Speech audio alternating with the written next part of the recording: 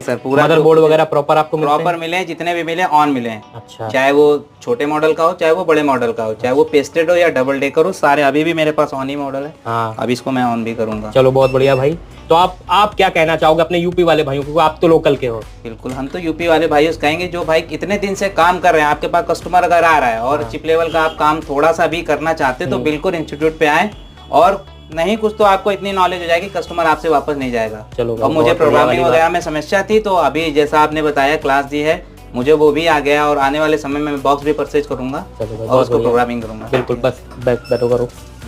हाँ भाई,